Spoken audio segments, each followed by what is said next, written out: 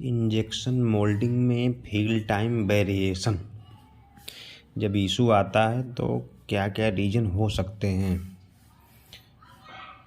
तो जनरली यदि आपका फील्ड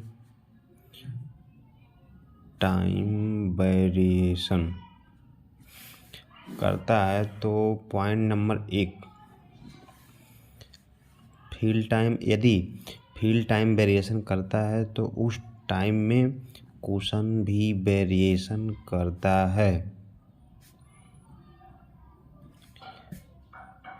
तो अब कैसे हम डिसाइड करते हैं कि नाजल में कुछ फंसा हुआ है या फिर रिंग प्लंजर ख़राब है, तो या फिर और कुछ इशू मतलब अदर इशू जनरेट हो रहे हैं। तो पहला पॉइंट ए है यदि कुशन ज़्यादा बच रहा है, कुशन अधिक हो रहा है, कम हो रहा है, उस टाइम प्रेशर जो ट्रांसफ़र प्रेशर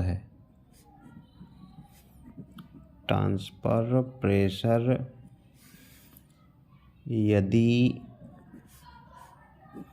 ज़्यादा लग रहा है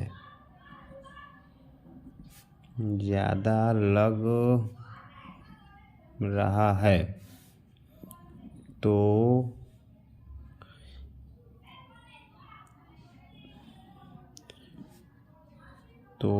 कोई मेटल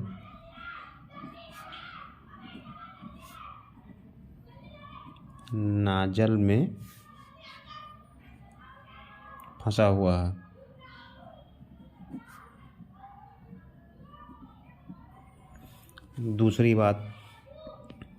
दूसरा पॉइंट अपना ये है यदि फील्ड टाइम वेरिएशन के समय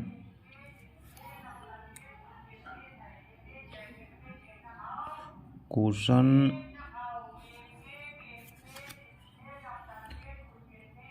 वेरिएशन कर रहा है, उस समय ट्रांसफ़र जो प्रेशर आपका लग रहा है एक्स ट्रांसफ़र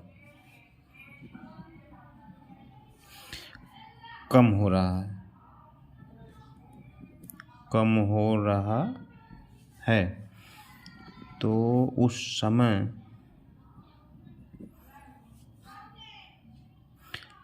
आप रिंग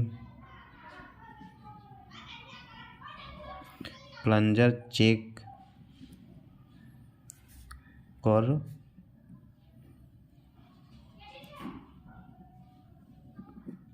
सकते हैं।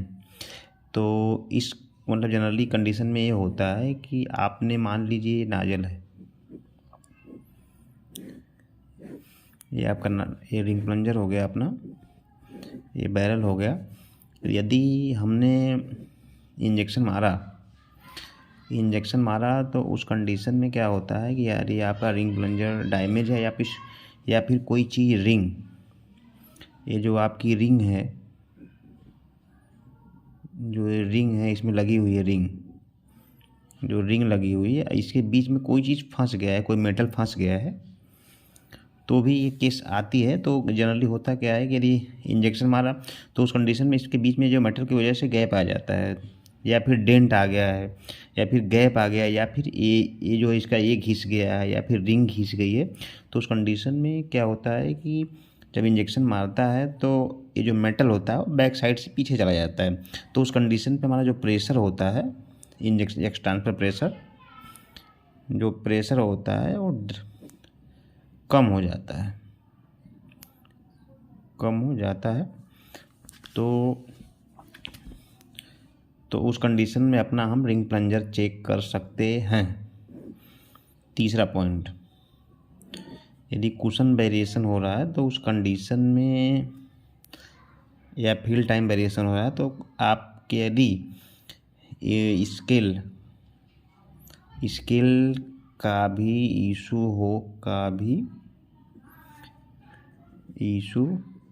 हो सकता है।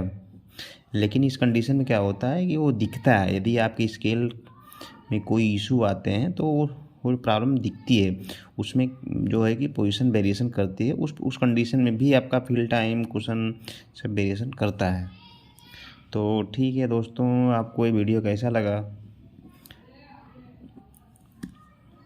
और वीडियो को शेयर और लाइक करें।